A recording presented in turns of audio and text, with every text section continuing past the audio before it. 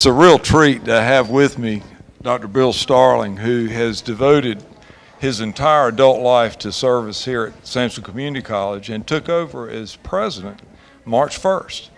And he's hit the ground running. There's so much going on at the college that Bill was a part of as vice president.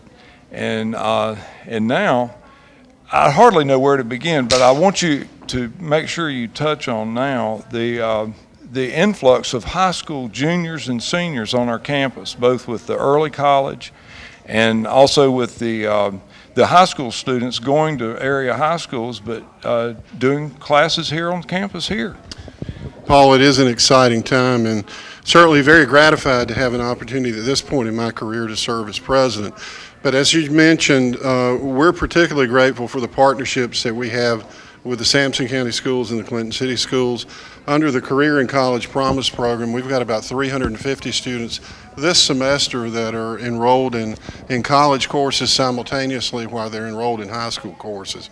If you add this population with anywhere from 250 to 260 students are in the early college, Sampson Community College now plays a vitally important role in the secondary education and early college education of so many of our young people across the county schools, the city schools, and even here on our campus with the early college.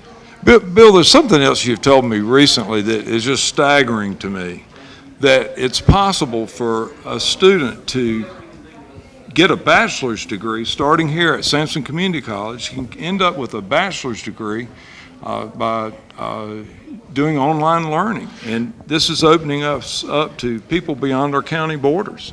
Paul, you and I went to school when going to school was face-to-face, and as I joke, for my graduate education, it was distance education. That meant I got in the car and drove a distance. But nowadays, so many of our classes are available online.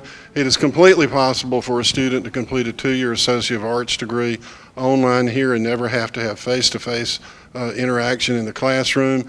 They can then easily articulate that with East Carolina and some of the senior institutions which have opportunities for students to complete the 3rd and 4th year.